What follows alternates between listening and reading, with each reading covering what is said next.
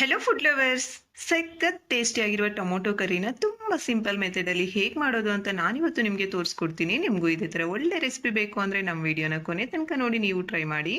ವೀಕ್ಷಕರೇ, ಯಾರಾದರೂ ಹೊಸದಾಗಿ ನಮ್ಮ ಚಾನಲ್ಗೆ ಬಂದಿದ್ರೆ ದಯವಿಟ್ಟು ಇವಾಗಲೇ ಸಬ್ಸ್ಕ್ರೈಬ್ ಮಾಡ್ಕೊಳ್ಳಿ. ನೀವು ಸಬ್ಸ್ಕ್ರೈಬ್ ಮಾಡ್ಕೊಳ್ಳೋದ್ರಿಂದ ನಾವು ಮತ್ತಷ್ಟು ಹೊಸ ವೀಡಿಯೋಸ್ ಮಾಡಲಿಕ್ಕೆ ತುಂಬ ಸಪೋರ್ಟ್ ಸಿಗುತ್ತೆ. ನಾನು ನಿಮ್ಮ Lakshmi. Welcome to Lakshmi recipes. ನೋಡಿ ವೀಕ್ಷಕರೇ, ನಾನಿಲ್ಲಿ 3 ಟೊಮೊಟೊನ ಈ ರೀತಿ ಚಿಕ್ಕದಾಗಿ ಕಟ್ ಮಾಡಿ ತೊಗೊಂಡಿದ್ದೀನಿ.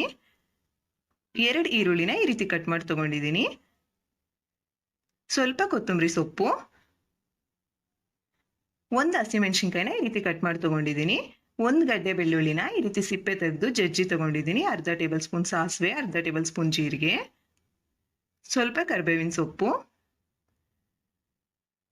1 ಟೇಬಲ್ ಸ್ಪೂನ್ ಖಾರದ ಪುಡಿ ತಗೊಂಡಿದ್ದೀನಿ. ನಿಮ್ಮ ಖಾರಕ್ಕೆ ಅನುಗುಣವಾಗಿ ತಗೊಳ್ಳಿ. 1 ಟೇಬಲ್ ಸ್ಪೂನ್ ಧನಿಯಾ ಪುಡಿ, 1/4 ಟೇಬಲ್ ಸ್ಪೂನ್ ಅರಿಶಿನ ಪುಡಿ,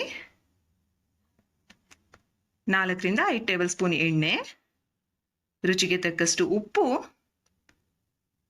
ನಾನಿಲ್ಲಿ 3 ಟೇಬಲ್ ಸ್ಪೂನ್ ಕಡಲೆ ಬೀಜ ಪುಡಿನ ಹುರಿದು ಮಿಕ್ಸಿ ಮಾಡಿ ತಗೊಂಡಿದ್ದೀನಿ. ನೀವು ಒಂದು ವೇಳೆ ಇಲ್ಲಿ ಹಸಿ ಕೊಬ್ಬರಿನ ತುರಿದು ತಗೋಬಹುದು. ಇವಾಗ ತಯಾರಿ ವಿಧಾನ ನೋಡೋಣ. ಸ್ಟವ್ ಆನ್ ಮಾಡಿ ಬಾಣಲಿ ಇಟ್ಕೊಂಡು ಇದಕ್ಕೆ ಎಣ್ಣೆ ಹಾಕ್ಕೊಳ್ಳಿ. ಎಣ್ಣೆ ಕಾದ್ಮೇಲೆ ಸಾಸಿವೆ, ಜೀರಿಗೆ, ಕರಿಬೇವಿನ ಸೊಪ್ಪು, ಬೆಳ್ಳುಳ್ಳಿನ ಕುಟ್ಟಿ ತಗೊಂಡಿದ್ವಲ್ಲ ಇದನ್ನು ಹಾಕ್ಕೊಂಡು ಚೆನ್ನಾಗಿ ಕಲಿಸ್ಕೊಳ್ತಾ ಫ್ರೈ ಮಾಡ್ಕೊಳ್ಳಿ. ನೋಡಿ, ಬೆಳ್ಳುಳ್ಳಿ ಈ ರೀತಿ ಕಲರ್ ಚೇಂಜ್ ಆಗಬೇಕು. ಇಲ್ಲಿ ತನಕ ಫ್ರೈ ಮಾಡಿಕೊಂಡು ಇವಾಗ ಇದಕ್ಕೆ ಈರುಳ್ಳಿನ ಹಾಕ್ಕೊಂಡು ಈರುಳ್ಳಿ ಸ್ಮೂತ್ ಆಗಬೇಕು ಅಲ್ಲಿ ತನಕ ಫ್ರೈ ಮಾಡ್ಕೊಳ್ಳಿ. ಇದನ್ನೆಲ್ಲ ಮೀಡಿಯಂ ಟು ಹೈ ಫ್ಲೇಮ್ಗೆ ಅಡ್ಜಸ್ಟ್ ಮಾಡ್ಕೊಳ್ಳಿ. ನೋಡಿ, ಇಷ್ಟಾದ್ಮೇಲೆ ಇದಕ್ಕೆ ಮೆಣಸಿನ್ಕಾಯಿ, ಉಪ್ಪು ಹಾಕ್ಕೊಂಡು ಮತ್ತೆ ಒಂದು 30 ಸೆಕೆಂಡ್ ಚೆನ್ನಾಗಿ ಫ್ರೈ ಮಾಡ್ಕೊಳ್ಳಿ. ಈ ರೀತಿ ಕಲಿಸ್ಕೊಳ್ತಾನೆ ಇರಬೇಕು. ನೋಡಿ, ಇಷ್ಟಾದ್ಮೇಲೆ ಇದಕ್ಕೆ ಟೊಮೊಟೊ ಹಾಕ್ಕೊಳ್ಳಿ. ನಾನಿಲ್ಲಿ ನಾಟಿ ಟೊಮೊಟೊ ತಗೊಂಡಿದ್ದೀನಿ. ಇದು ಹುಳಿ ಇದೆ, ಅದಕ್ಕೆ ಹುಣಸೆಹಣ್ಣಿನ ರಸ ಹಾಕ್ತಿಲ್ಲ. ಒಂದು ವೇಳೆ ನೀವು ಹುಳಿ ಇಷ್ಟಪಡೋದಾದರೆ ಹುಣಸೆಹಣ್ಣಿನ ರಸ ಸೇರಿಸ್ಕೋಬೋದು. ಇವಾಗ ಟೇಸ್ಟ್ ಚೆನ್ನಾಗೇ ಇರುತ್ತೆ. ಮತ್ತೆ ಎಲ್ಲವನ್ನು ಕಲಿಸ್ಕೊಳ್ತಾ ನೀಟಾಗಿ ಸ್ಮೂತ್ ಆಗೋ ತನಕ ಫ್ರೈ ಮಾಡ್ಕೋಬೇಕು ನೀವು ಟೊಮೊಟೊನ. ನೋಡಿ, ಈ ರೀತಿ ಒಂದು 50% ಸ್ಮೂತ್ ಆದಮೇಲೆ ಇದಕ್ಕೆ ಅರಿಶಿನ ಪುಡಿ, ಖಾರದ ಪುಡಿ, ಧನಿಯಾ ಪುಡಿ ಎಲ್ಲವನ್ನು ಹಾಕ್ಕೊಂಡು ಕಲಿಸ್ಕೊಳ್ತಾ 1 ರಿಂದ 2 ನಿಮಿಷ ಚೆನ್ನಾಗಿ ಫ್ರೈ ಮಾಡ್ಕೊಳ್ಳಿ. ನೋಡಿ, ಈ ರೀತಿ ಕಲಿಸ್ಕೊಳ್ತಾ ಎಲ್ಲವೂ ನೀಟಾಗಿ ಹೊಂದ್ಕೋಬೇಕು. ಆ ರೀತಿ ಕಲಿಸ್ಕೊಳ್ಳಿ.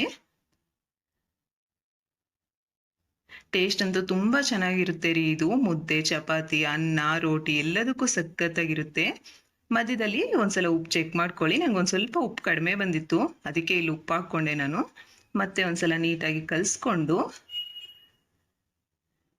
ಇಷ್ಟು ಸ್ಮೂತ್ ಆದಮೇಲೆ ಇವಾಗ ಇದಕ್ಕೆ ಕೊನೆಯಲ್ಲಿ ಕೊತ್ತಂಬರಿ ಸೊಪ್ಪು ಮತ್ತು ಕಡಲೆ ಬೀಜ ಪುಡಿನ ಹಾಕ್ಕೊಂಡು ಮತ್ತೆ 1 ನಿಮಿಷ ಫ್ರೈ ಮಾಡ್ಕೊಂಡ್ರೆ ಸಾಕು. ಒಂದು ವೇಳೆ ನಿಮ್ಗೆ ಇಲ್ಲಿ ಕಡಲೆ ಬೀಜ ಪುಡಿ ಅವೈಲೇಬಲ್ ಇಲ್ಲ ಅಂದರೆ ಕೊಬ್ಬರಿನ ತುರಿದು ಹಾಕ್ಕೋಬೋದು. ಅದು ಕೂಡ ಇಲ್ಲ ಅಂದರೆ ಗೋಡಂಬಿ ಪುಡಿ ಮಾಡಿಕೊಂಡು ಹಾಕ್ಕೋಬೋದು. ಎಲ್ಲವೂ ಟೇಸ್ಟ್ ತುಂಬ ಚೆನ್ನಾಗಿರುತ್ತೆ.